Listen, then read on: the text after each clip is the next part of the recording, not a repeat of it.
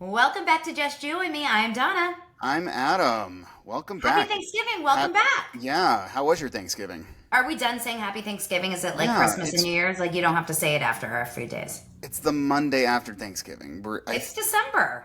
Yeah, which is I know people say time flies, but kind of does. I'm But like the seconds 2025 are. was truly a wild year. Like I can't believe we're already at the end, but it was like truly one of the worst years. Yeah.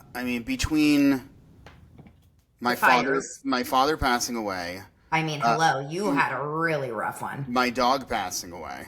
Stella. Yes. And other personal stuff, the fires, the ongoing ridiculousness with anti-Semitism in Israel. I'd like to put this year behind me. 2025 was like a year of absolute just hell. I feel like there was just so many, and I feel like we're definitely missing some really big things too. Yeah, what else happened? I mean, in the world, what were like some really big news stories that happened in the world? Obviously, like I can remember some really tragic things. Like I don't want to bring up only tragic things, but like the floods. Remember those horrible floods that happened in Texas and like all those kids that died at the Camp Oh, Mystic? yeah. That was like so tragic. I Yep. remember.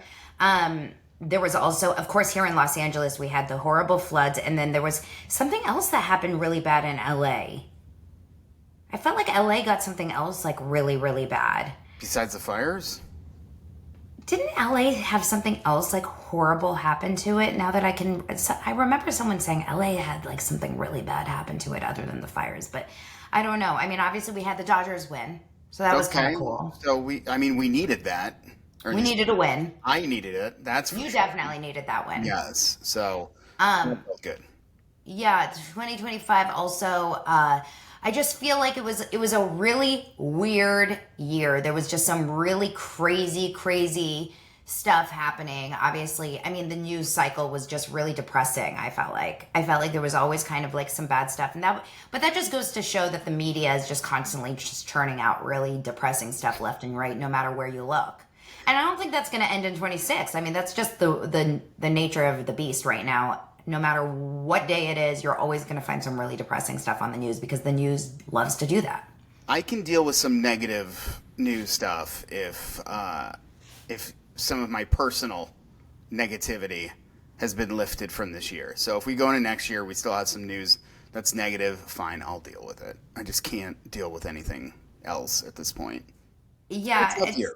I feel, I go through my days, of course, up and down when it comes to all I really was hoping for the last couple of years was for this, the Israel hate and the anti-Semitism to slowly, quiet down. And I still am waiting for that day. I don't know that we're there yet at all. I think it's definitely quieting down in terms of top of the news feed every single day. Although I'm still really surprised when I open up apps and I see people tweet or people post about like Piers Morgan, right? For Hmm. example, randomly I opened up X over the weekend and Piers Morgan tweeted about the BBC posted some sort of because like I told you this last week or the week before. I really have tried to eliminate a lot of the Israel content on my feed just Yeah. because I've tried so hard to curate my feed to be a little happier. And but Piers Morgan posted a BBC article about which, by the way, we all know the BBC's love for Israel. I say that as sarcastic as possible. And he quoted a BBC article about some sort of Palestinian IDF battle. I don't know exactly what happened, some sort of death. Uh, Okay. But it was about IDF and Palestinians, like something West Bank, right? Like, yeah. definitely not. And I don't know what if it's true. I have not fact checked. I'm not interested in going the distance there. Yes. Yes. Okay. And maybe it did happen. Maybe the Hmm. IDF did kill Palestinians. I'm not saying it's not possible. But it was his commentary about it that like really grossed me out. I don't know if you saw it. Did No. you? Thankfully, I His didn't. commentary was Tell me something anyway. about Um, and it just goes to show that, like, instead of just seeing an article about normal stuff that happens across the world every single day, meaning in a high volatile section of the world where you have clearly like constant deaths, probably. You would see this in every single Middle East region on borders where there's people fighting, and God knows what is causing these kinds of battles every single day. This happens Right. every single day of every single country, let's be real. And he posts this. He said, it's coming up, hold on. He said, instead of just saying, like, instead of not posting it at all, he had to post it, and he said, Yes. well, he said, I love the BBC was another tweet, which is obnoxious. But he said something about this is a war crime, and makes a mockery of those who claim the IDF is the most moral army in the world. Moral armies don't execute people when they surrender like this. And this is what I see when I first open X, and I'm like, okay, Piers, in your fucking comfy studio 5 days after talking to Tucker Carlson and just agreeing to interview Nick Fuentes. I don't know if you saw that. Oh God, I did not. Great. Yeah, Great. he said on Tucker Carlson's show, I think it was on Tucker Carlson's show, he said that he's open to talking to Nick, but Nick has never agreed to talk to him. And then, or something along those lines. He said he wants to talk to Nick or something. And then Nick said, well, I've never been asked to do Piers' show. And then Piers said, happy to do your show, or happy to have you on my show. And then now they're going to have, Piers Morgan is going to have Nick Fuentes on his show. So Nick Fuentes is now a mainstream guy. He's making the rounds. Yep. So now, 2 days after that, he's like talking about how dare we call the IDF a moral army? Okay. Well, okay, so the Tucker Carlson, Nick Fuentes interview, it was He's more like of circle like jerks. it was like they were just jerking each other off the entire time. It wasn't like anything combative. There was nothing interesting about it. I hope, for the love of God, I hope maybe Piers Morgan decides to not softball this entire interview and at least has some kind of debate and something. There's some kind of conversation where it's not just jerking him off. Because at least, and I'm not saying it's still a good thing, but if this is going to happen, then can we at least somehow expose Nick Fuentes for the evil person that he is? Is there a way that he would actually do that? I don't know. I mean, in my heart, I think that Nick Fuentes is very exposed for who he is. Like, I think most people know that Nick Fuentes is not like a kind-hearted, sweet man that like talks That's about fair. lovely cats and rainbows. I think most people know his misogynistic, like racist, homophobic views. Like, I think Right. most people do. I think most people that like him just are that way, and they are into it. You know, they agree with his views. I think Piers can bring him on and debate him just like he does people that he disagrees with all the time. I wonder if it would be like a one-on-one conversation. Yeah. I don't know. I mean, at this point, you can't stop the beast. Like, that's the thing. You can't. We've tried. Not we. And this is actually a bigger conversation about kind of like you wanted to talk about this post. The Stop Anti-Semitism post. Yeah. Mm-hmm. And we can kind of like parlay it into that. The idea of quieting, I don't want to use the word censoring because that has a connotation of like cutting off free speech, etc. But trying to mute, trying to quiet, trying to shut down, trying to like cancel, trying to all those things. Anyone that has a voice that's something that we don't like or that feels to be against Jews or Israel or anything, versus just letting them run their mouths and letting themselves kind of cancel themselves with their own words. It's proven to be Like it hasn't been proven to be successful to try Okay. to quiet them on their own, like as a society, as a group of people. Right. And this whole idea of Stop Anti-Semitism as a company, as an organization, as a movement has been, in my opinion, maybe counterproductive. In fact, I think it's Okay. actually been unsuccessful, maybe damaging to Jews. Go on. So last year, they deemed Candace Owens Yes. as the winner of the most anti-Semitic person of 2024. Yes. And now Candace Owens is the most popular she's ever been. She Yes. has millions and millions of followers. She has multi-millions of daily watchers on her program. Of course, also Charlie Kirk was killed, and this turned into like, a soap opera telenovela every single day on her Right. show of who killed Charlie Kirk. And at this point, we could all just ask questions. Was it her herself? We don't know, LOL. But I just think I've seen enough people that hate Jews and hate Israel in the public, like, social media world in the last few months that are so turned off by people that are constantly trying to cancel, like, Israel haters and Jew haters, that they just want to prop them up. Yeah. It's Do you know interesting. what I mean?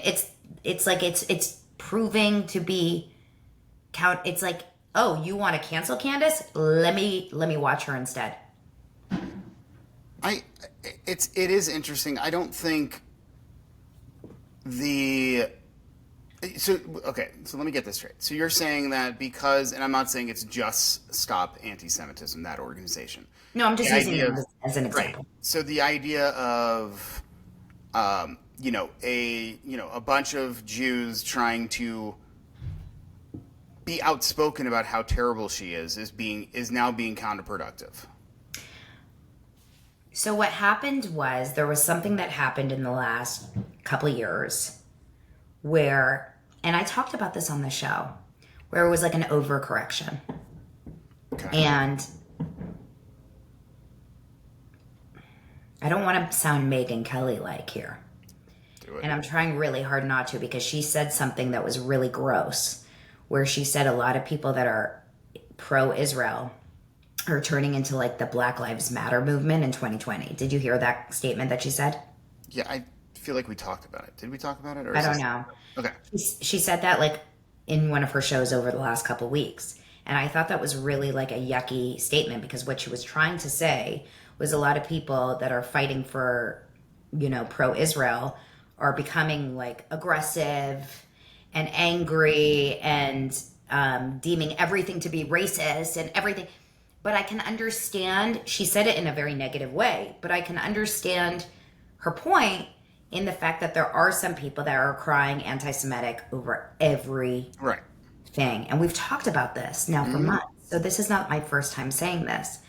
So I have been guilty of this myself. I've been very sensitive in the past, and I've called things that I believe are not anti-Semitic, just because I am so overly sensitive Okay. and have been over the last couple of years. And when you have thousands and thousands and thousands, hundreds of thousands of Jews doing that online over everything, it turns into this idea of, why can't we talk about the government of Israel without you saying I'm anti-Semitic? And then it became, no, we're always just talking about the government of Israel when they really are talking about Jews. It became this whole thing of like, now they're using this idea of, no, we're just talking about Netanyahu. We're not talking about the Jews, but they are talking about the Jews. Like, it muddied the water so much because we called everything anti-Semitism. And I think it became very dangerous, this whole idea of like, don't talk about Israel, you're talking about Jews. Don't talk about Netanyahu, you're talking about Jews. Don't talk about the IDF, you're talking about Jews. Don't talk about...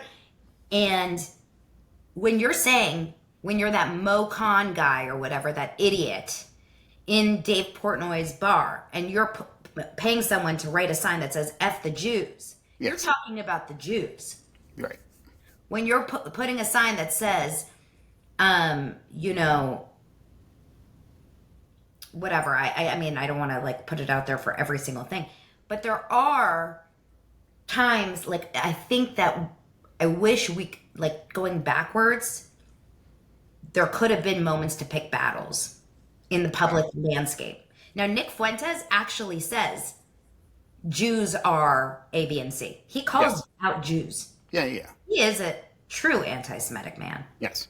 but not everyone is. Now, Candace Owens, I believe, is. Okay. But there are some people that are. And I just think that there has been a little bit of an over.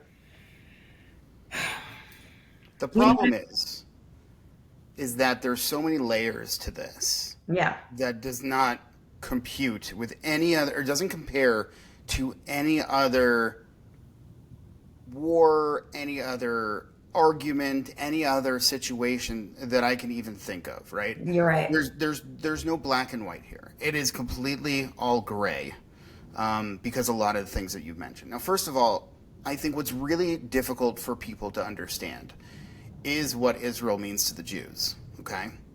First of all, let me interrupt that. You're right. We have taken a lot of things probably way too seriously and have said anti-Semitism, called everything anti-Semitic. But again, I think the problem is there's so much gray area here. You have Israel, which there's a reason why the number is like 90 to 95% of Jews are Zionists, and they believe that Israel has a right to exist. Now, the understanding of that is very difficult for other people to understand who are not Jewish. And the reason that is because when we talk about going to synagogue, when we talk about bar bat mitzvahs, when we talk about any other type of religious or traditional ceremony that we have in Judaism, Israel is mentioned. It's just the way it is. It's part of us, right? When we talk about our ancestry and where we have come from, it's all from Israel, right? And when we have been so persecuted throughout our entire existence, and most recently, besides October 7th, but most recently the Holocaust, where 6 million of us were killed, which was a huge, huge percentage of the Jewish population. A lot of the only, some of the only places besides, U.S. and a couple of other places that would take us in, it was Israel. So what happens is we feel like we're fighting for our last chance. We feel like we're fighting for a reason to have our existence. Mm-hmm. And when people start coming at Israel, it pisses us off. We have this connection. I mean, when we went to Israel when we were teenagers, that was the first time I had ever gone, ever. Oh, wow. And I had gone to Hebrew school. I had gone to, high holidays, all these other, different things. I've gone to Jewish summer camp, random Jewish weekends through my synagogue at sleepaway camp. That when you touch down from an El Al flight in Can you see that Jerusalem Israel, sky? Shout out Misha. Yeah, shout out to Misha. But when the second you get there, there's some feeling that you get. 100%. Right? And you don't get that feeling any other place in this world if you're Jewish. When you land there, it's like holy shit, we are very much connected to this part of the world. So now, fast forward everything that's going on, when Israel is seen negatively or has been in the news in a very negative light, we are very sensitive to it. 100%. And we become kind of it's become an issue. And I 100%. Understand, like you said, we are sensitive and we get to it. That at a lot of points we have not allowed the criticism of the government and the criticism of Netanyahu I think we should allow that because no matter what, I criticize Trump, I criticize Biden, I do it in my own country. I can definitely do it to Israel because I have a lot of skin in that game, and I think other people can do it because it's an international thing. And if you're Muslim and you have family members in that surrounding area, yeah, you could talk about that. I think, but what happens is, as you said, muddied waters. Everything gets so muddied because when you are online, and forget everything in terms of like watching talking heads on CNN or Fox News or any of that. When you're just having comments or something, somebody posts something, you don't get the full story of what that person's thinking, right? So if somebody comments or says something, they could be just talking about, okay, they don't like what Netanyahu says, they don't like what the Israeli government is doing. But they're fine with Israel as a country. It's when they come out and basically say, I don't think Israel should exist, I think Jews are this, blah, blah, blah, then you have an issue. Yeah. But we have gotten so... we've been pushed up against this wall. And we've never had this type of instance right now where social media existed, where there's so many different... Everybody has an opinion that they can just amplify and talk to, even if it's, anywhere from 5 listeners to 5 million listeners when they're creating their content. We've never had that type of ability to, to voice our opinions that we do now. So it becomes really difficult to kind of to go through this and figure out, okay, what makes sense, what doesn't. And I don't have an answer to this. I don't. Because what are we supposed to call anti-Semitic at this point, and what are we not supposed to call anti-Semitic? Yeah, we can have our rules saying if you're criticizing the Israeli government, that's fine. But then even that goes to a little bit of a weirdness, because when someone mentions the word genocide or someone says, something to that effect, or apartheid or any of that, then where does that go? Because that's not just criticizing the government, that's making false claims that are uneducated because they've gone onto this. So that's what I'm saying. There's so many layers to this that are so difficult to really kind of pick apart. Yeah. And I get why we've gone this way. The issue right now is, how do we move forward with this? And, I think maybe you should share the that post. Yeah, so this morning, Stop Antisemitism posted I'll share it right now for the screen if you guys are watching on YouTube, shared their annual, I guess last year they ended, I don't remember them doing like a top 10. I just remember that they gave it to Candace Owens. They did like a top, whatever it was. Okay. So last year they did top 10, I guess, and gave it to Candace Owens. This year they did top 10. Let me see if I can make it a little bigger here. Yeah, so it's Anti-Semite of the Year. So they did a top 10 last year, and I guess, like you said, wait, Candace is it getting bigger or no? No. Okay, wait, hold on. Let me do it a little bit differently. That's what she said. Okay, family. All right, there we are. All right, top 10 finalists of the year. It's an interesting group. We got Tucker Carlson. We talked about Tucker all the time. Miss Rachel, your favorite. My least favorite, yes. Guy Christensen, who we luckily don't talk about on this show. Yeah, because he hasn't been too prevalent lately. I feel like he was pretty big earlier this year. Yeah, to me, he's just like an annoying social media figure but the reason why I don't pay him that much attention, even though he has a big following, is because he's this young college idiot. But I guess that is scary because he does have that young college crowd following. He's just not in my demo at all, that I don't pay attention to him at all. I think the big thing he did this year was he was murdering that couple. Yep. The ones that were leaving the art gallery or the museum. Yes. Marsha Cross, formerly from Desperate Housewives, the actress that was like panicking over the fact that people were calling her anti-Semitic after she literally was like fighting for Hamas. Bryce Mitchell, now he is... I don't know much about Bryce. He's the fighter, isn't he? Is he? What is he, UFC or one of these? I think I want to say he's like the pro-Hitler fighter. Jesus Christ. The fact that I have to say that in 2025. Yeah, Bryce. mixed martial artist, and That's right. yeah, I want to say he's like a super like pro. Isn't he like a Hitler lover? Mitchell says sorry for defending Hitler, denying Holocaust. So I guess he must have said that he was pro Hitler and he denied the Holocaust. Yeah, So yeah, yeah, he's he gross. apologized for it in bullshit quotes, but yes. Yeah, then we have Cynthia Nixon, our resident favorite here. Hard to look at, hard to listen to, hard to watch. Also, Zoran's best friend. Yep. Chank.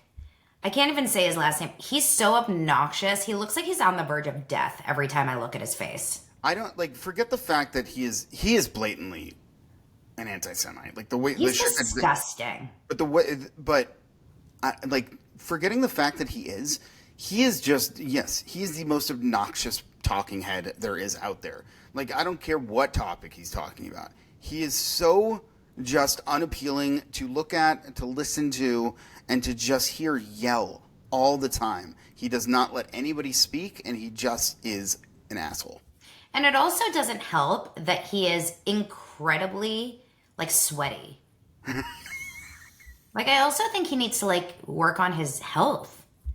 And his co-host Anna Kasparian. Yeah, I like that they put them two next together. We've talked about Anna, especially with the situation with the With Buckley, the local Buckley, school. the private school in Los Angeles. So yes, Yeah, her husband is a baseball coach here at a local high school, and which is not like it's a non-denominational but very, very, very expensive, prestigious high school, elementary high school through high school, and it's like $50,000 a year plus to go. And he's the baseball coach, and a lot of Jews go there, even though it's not a religious school. But it's been very uncomfortable. But like, also, what are you going to do? Because you can't fire someone for who they're married to. yep. Stu Peters. I've heard the name, but I don't know who he is. So I just looked it up. He is a alt-right creator, internet personality. Very much just, when you say alt-right internet personality, it basically just goes to, his anti-Semitism and calls Judaism a death cult, and, talks about the Holocaust denying and all that fun stuff. And then who's Calla Walsh? So I'm looking at Cal Walsh right now. She something to do with Mondami. I could be wrong. Hold on. I'm just waiting for this to load.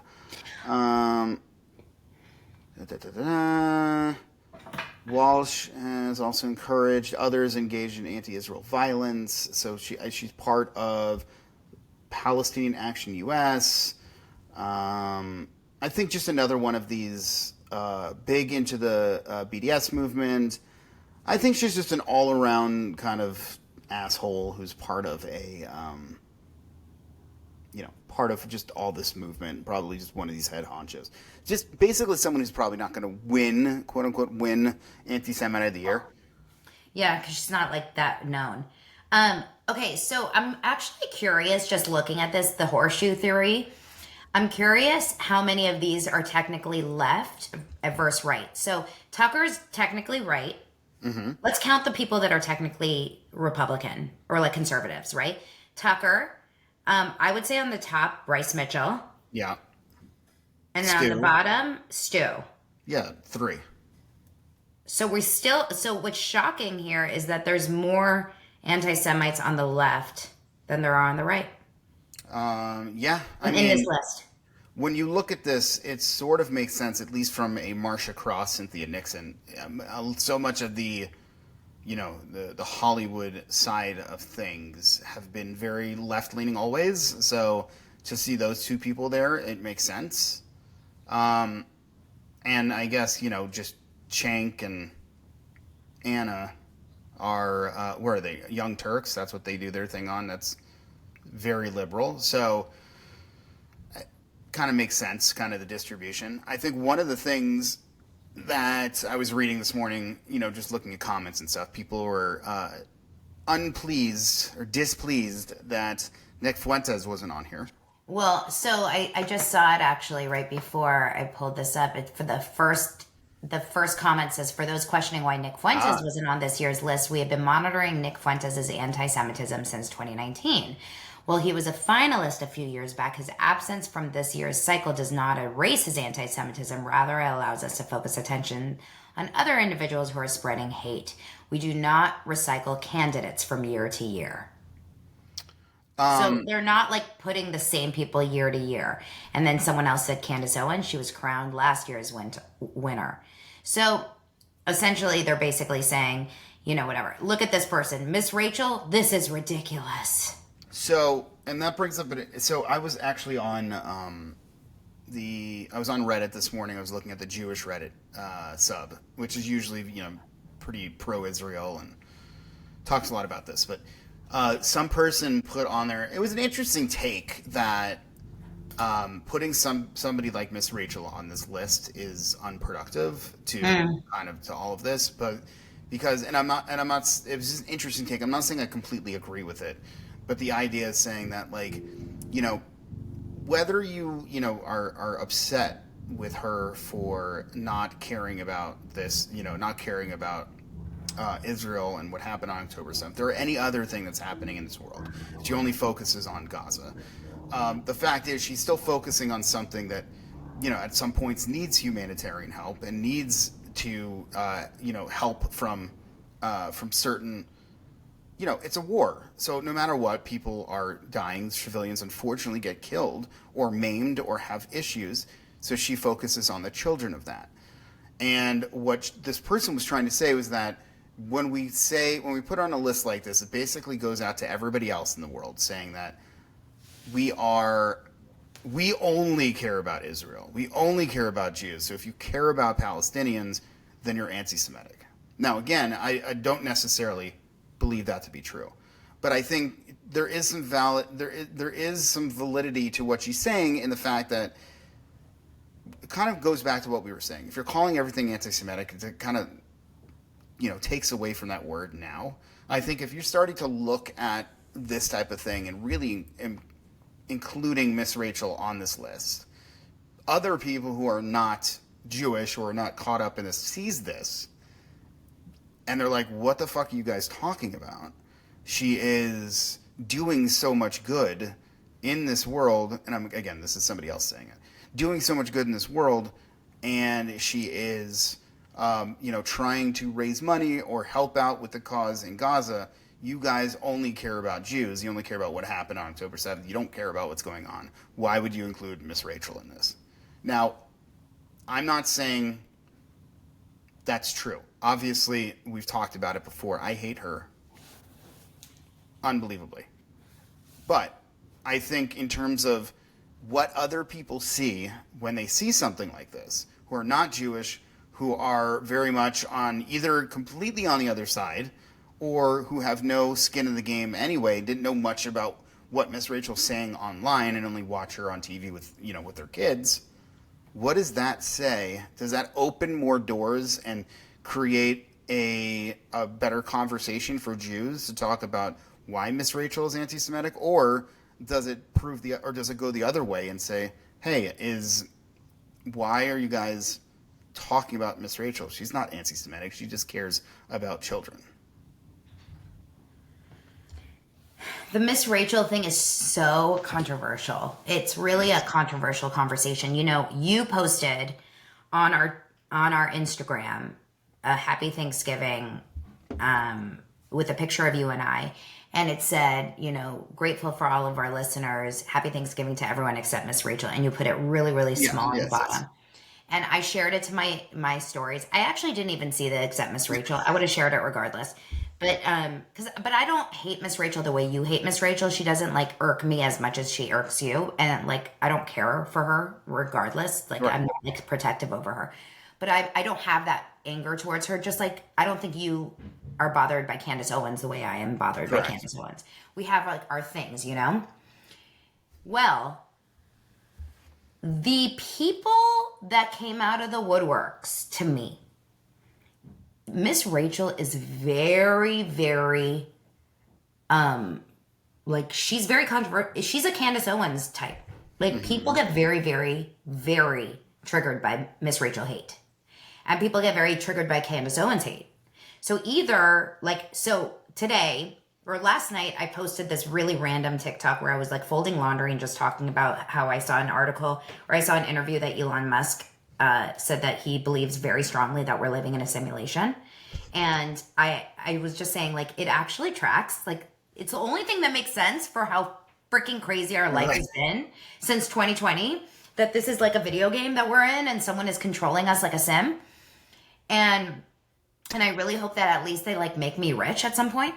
And so I was just kind of making like a stupid little TikTok, you know, just like a silly whatever. Yeah. And I woke up this morning and, you know, most of the comments were fine. And, you know, there was a comment like, how can you seriously fold your laundry that badly? You know, like normal comments. And then there was one comment saying, I can't believe that you posted on your stories, Happy Thanksgiving to everyone except Miss Rachel.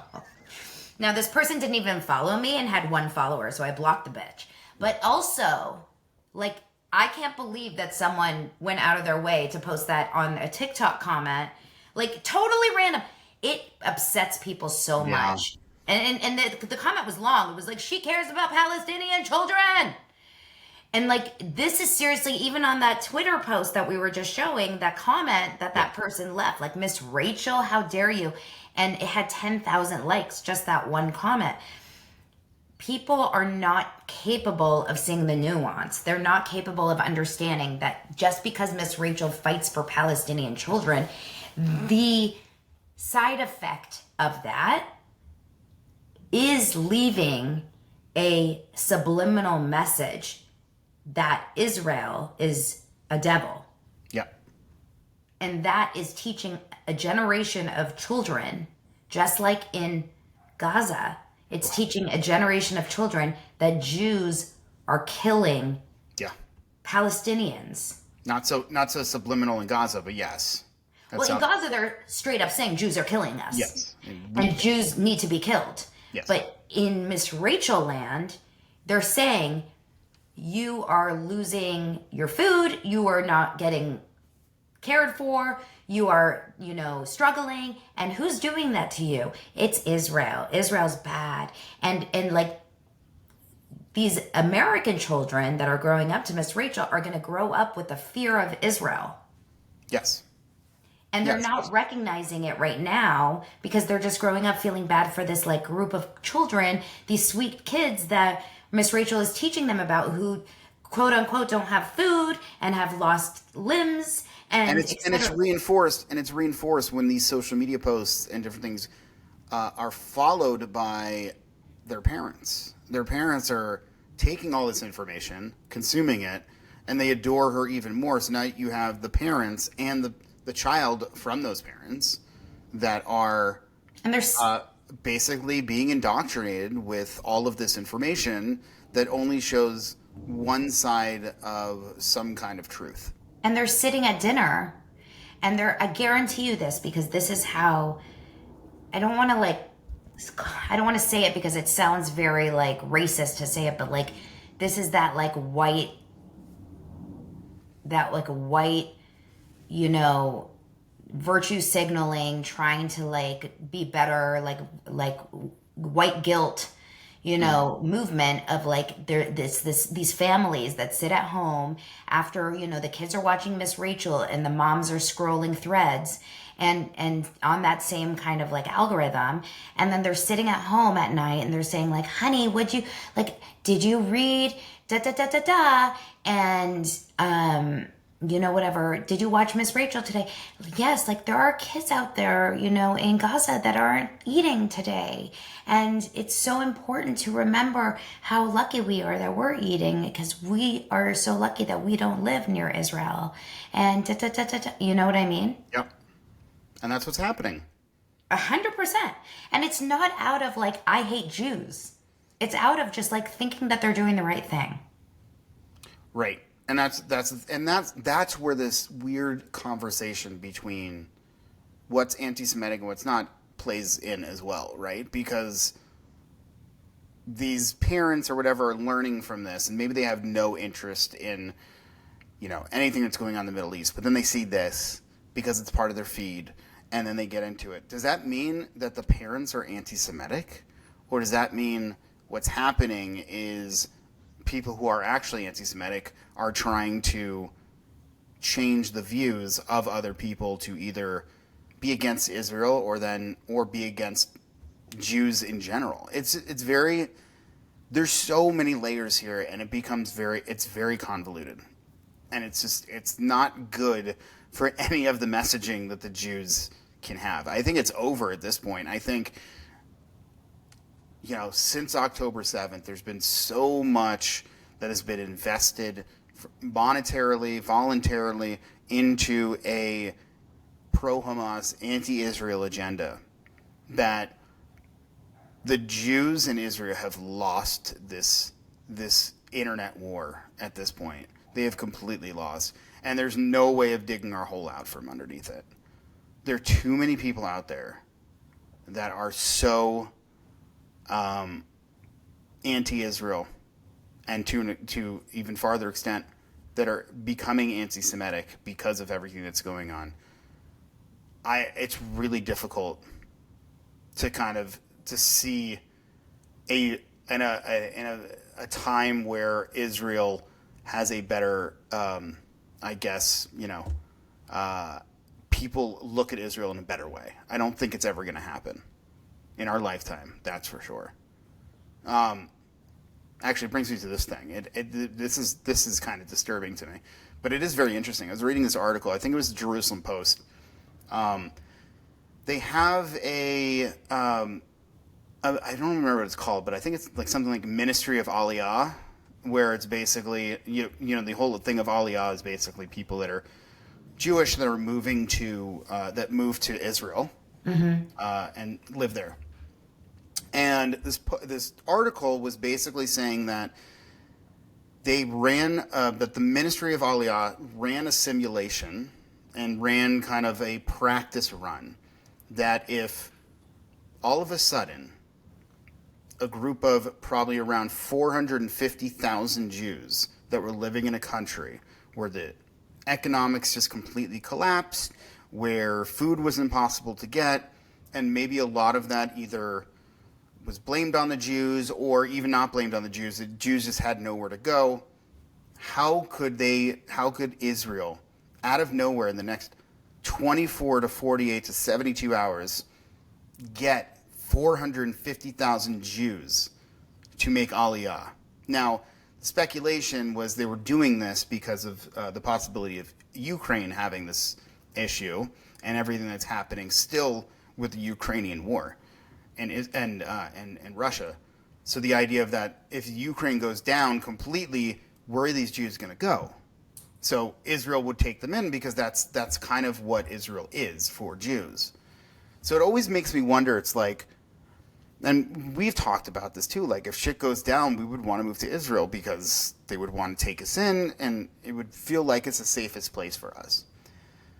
But how does a country have the stability to take that many Jews in? The fact that Israel has something like this, the Ministry of Aliyah, that they can actually take in 450,000 Jews in 3 days with minimal problems is astounding to me. It's such an amazing thing.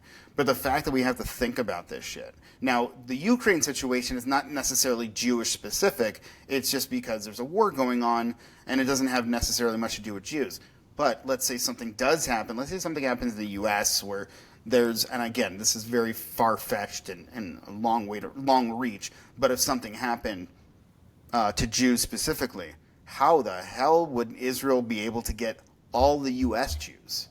Flights over and then them to take us in? And is there room for us? Oh my God. There must be some kind of plan or discussion that has happened in the past, because again, this is what Israel does for Jews, and this is another reason why we get so very sensitive when people talk about Israel. It's because we know that this is the not the possibility of it happening, but if the ridiculous happened, then we'd have a place to go.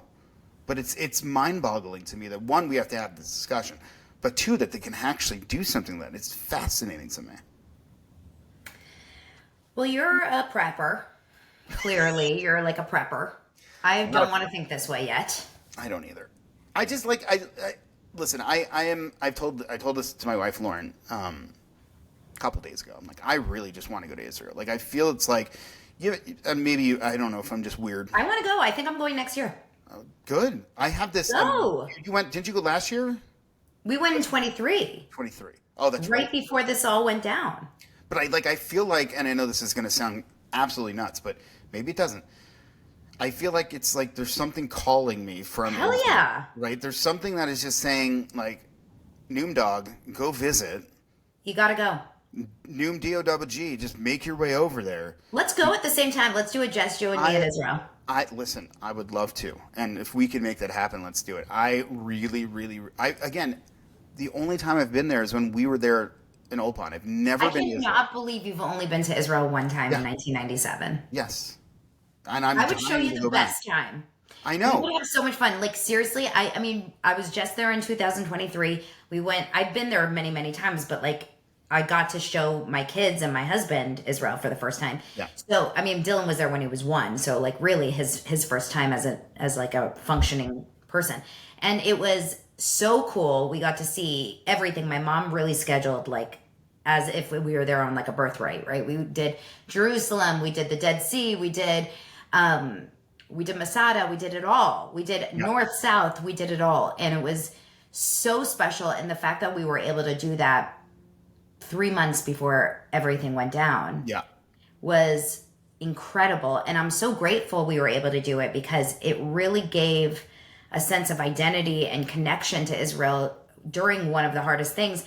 Because and I'm convinced that if most Jews, all of these Jews that have been, so kind of quick to denounce themselves as being anti-Zionist, had any of them really gone to Israel and spent time, most of them would not be anti-Zionist. Of course, you have those like Mandy Patinkin fucks that like are so quick to say like, I don't really care about Israel, whatever. And they've been to Israel. That's shocking to me.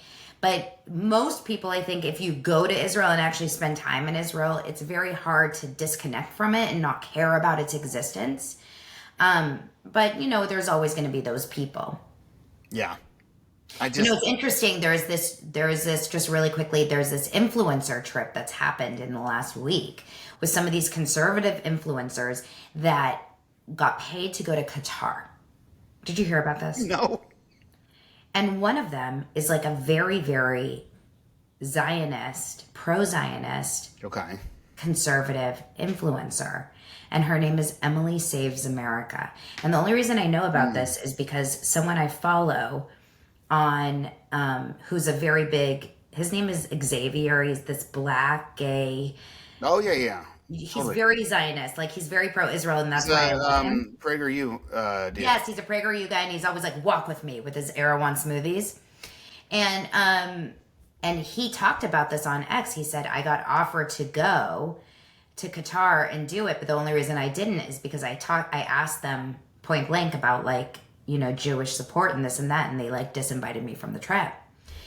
And so, but this other girl, Emily, that he's very close with, I thought, and she she also got paid to go to Israel, or like went to Israel on an influencer trip a few months back. She's there, and a lot of conservatives in that world are very upset. They feel like it's a slap in the face to Israel, to America, to everyone. To go to Qatar. I'm looking at her Instagram. A lot of people are basically. Yeah, no, I didn't go on her Instagram, but I went on her X I went on X and saw the conversation around it. People are really not happy about it. She is, I've seen her before, and she is very attractive. She's very attractive. She's beautiful, but she's She's also she's very like controversial. She's not like a Oh, very likable no, person. no. But did I mention she's very attractive? Yeah, do you want to go to Qatar with her? Kind of. She's gonna make me. She's gonna switch my whole allegiance here. What do you think that's about going to Qatar? But again, it's money. There's money. Qatar is money. But that's like such a disgusting thing to Oh, it's just very. I agree. I'm not saying. I'm listen. Sorry. Let me back that up. I'm not saying what she is doing right now in Qatar is money based. She probably is a very. Maybe she's just curious about what's happening there, and curious about what's going on. But will they probably try to offer her some kind of amount of money to speak shit about Israel? Is she going to come away from this trip talking about the West and talking about, or at least talking about Israel in a negative light? It would not surprise me by any means, especially if she's been pro-Israel before. I'm very curious to see how her narrative changes now. I hope she looks the same when she's done. Sorry. I had one more thing to bring up before we. Yeah.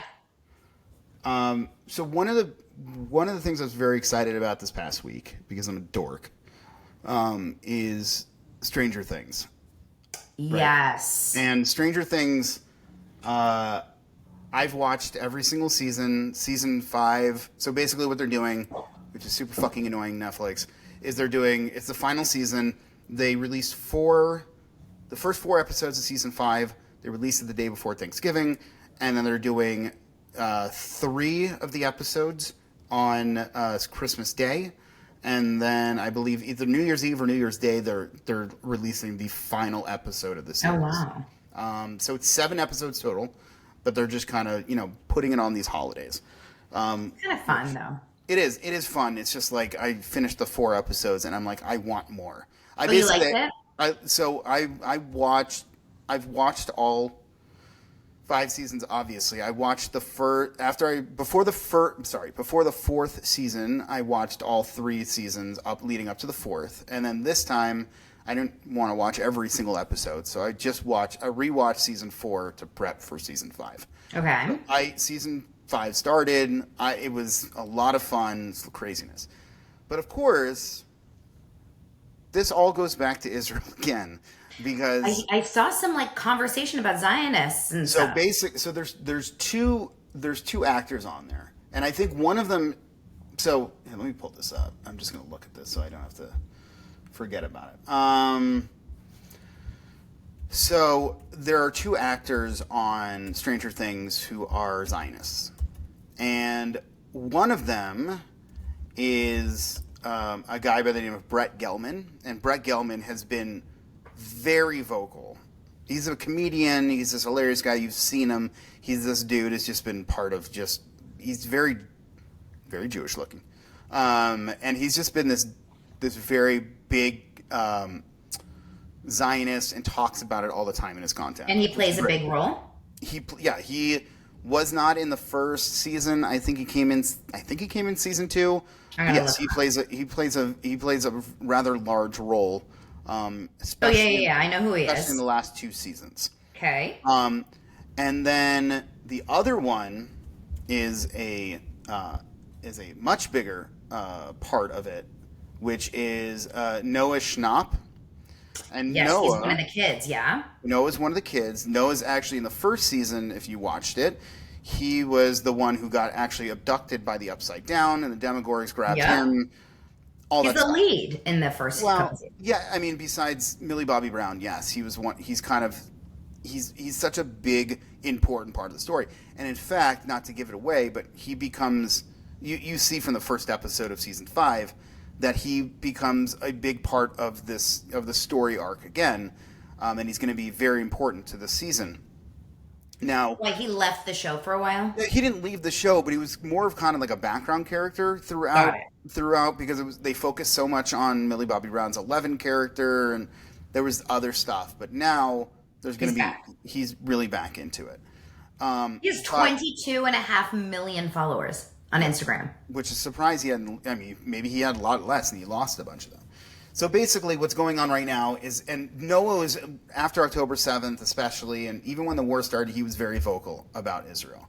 I think he quieted down a little bit because, Hmm. he's a young dude and he didn't, but he's still a Zionist. He never apologized, never said any of this stuff. Good for him. But what's going on now is the amount of people that are now boycotting the show because they're two Zionists Oh, that shut are the on the show. up. Well, you say shut the fuck up, and you said shut the fuck up, but it's really unbelievable. So now, what people are doing are, if a show, if there is a show that is popular or just any show, and there's a quote unquote known Zionist on the show, they will no longer watch it. It's not in their thing. So there's been a ton of comments and an entire. If you go on like any This of is probably a these, Threads thing, huh? it's everywhere. I've seen it everywhere. I've seen it on Threads. I've seen it on Reddit. I've seen it on Instagram. I've seen it on It's X. the first thing that I saw when I opened up Threads. Is what? Someone saying, why are we boycotting Stranger Things just because of an actor's political stance? Genuinely, who cares what Noah's political opinions are? I'm not here for politics. I'm so tired of this generation and their political correctness. There it is. I mean, I couldn't have said it better than that dude. But that's what's happening now. The constant amount of people that are boycotting, especially TV shows, is so stupid. These boycotts are starting to get a little crazy. Like, I don't know.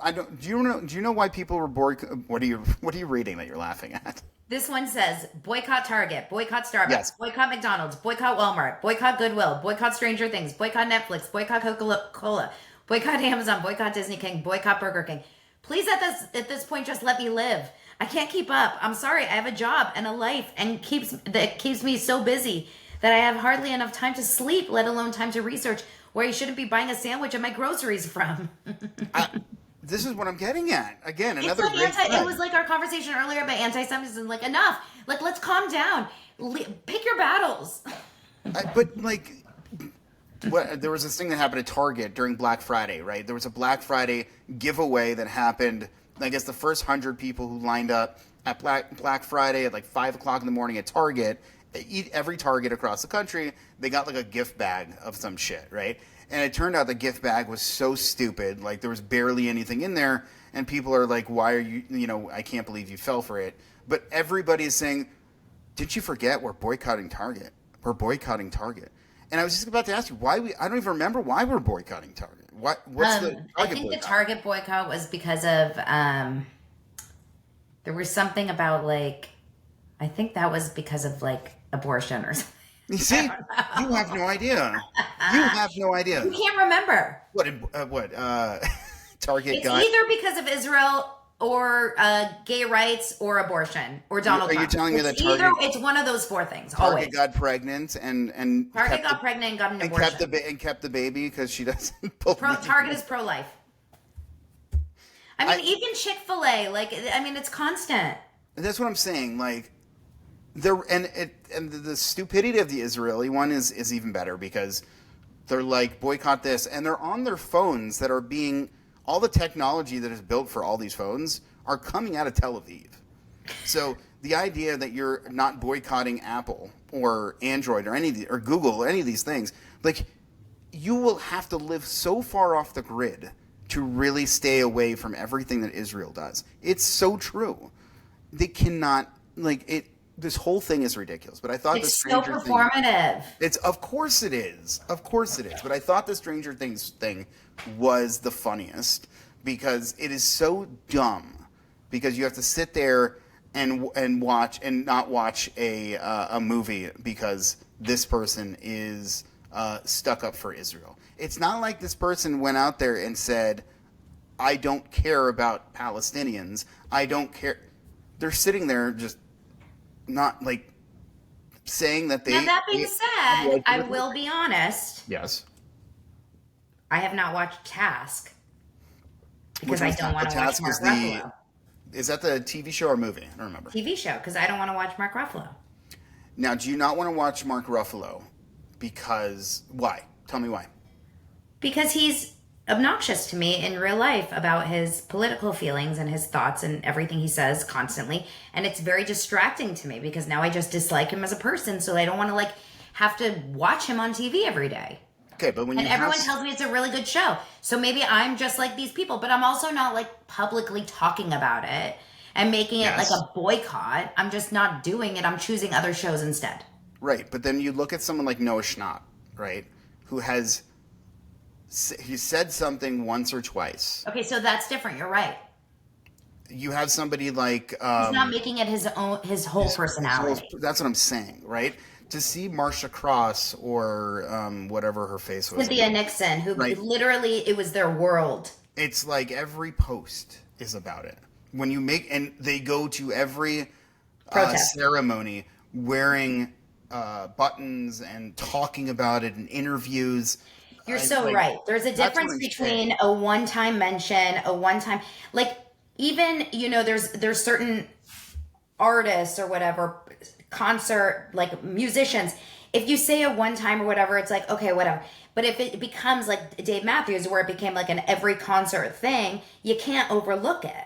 Yeah, it's like okay, for instance, Green Day, right? Not that I'm a huge Green Day fan, but Green Day had that one concert They said the where one time. and they wrapped a Palestinian flag, right? Because Yeah. someone had it. Yeah. They didn't bring it; someone Yeah. had it. So now now like if I see that they're playing at a festival, I'm like, yeah, I'll go see them because I know I'm not going to be bothered by it. That's the other thing about concerts. I know we're close to running out of time, but you bring up Dave Matthews.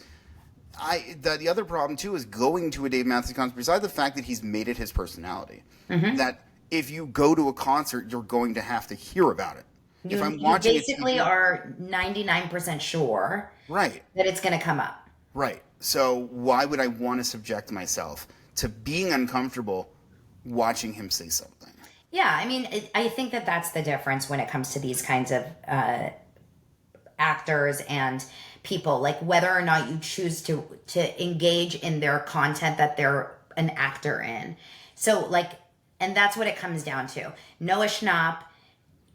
Now you did say this Brent Gelman guy is a very vocal, constant guy. He has been. I don't know how, but he hasn't done. Again, he does a lot of his comedy. And he does things on social media that talk about it. But it's not. It's not constant. He's been vocal about it, but he hasn't made his entire personality about it since. He's not arriving to to the what was it, the Golden Globes or whatever the fuck ceremony it was, wearing some ridiculous outfit that is like wearing the Israeli flag. Right? Another thing, and I think a lot of people don't really understand this, and then we do have to wrap it up, is that there's a difference between saying, like, I support Israel versus saying, on Mark Ruffalo's side, for example, I support the children in Gaza or the people in Gaza and the people in Israel, and Israel is a murderous state. Genocidal state, right? Yeah. It's So also like part of it. it comes from an intention here. Like you cannot go out there and try to attack an entire nation, an entire group of people, call an entire group of people like bad and expect those people not to take it personally. Correct. So like Correct. I don't think Noah Schnapp or this Brett guy were out there constantly attacking the people of Gaza. No, they're not talking about Muslims. They're not talking about Palestinians being terrible. Yes, they're upset about Hamas, which that is not And everyone should be. right.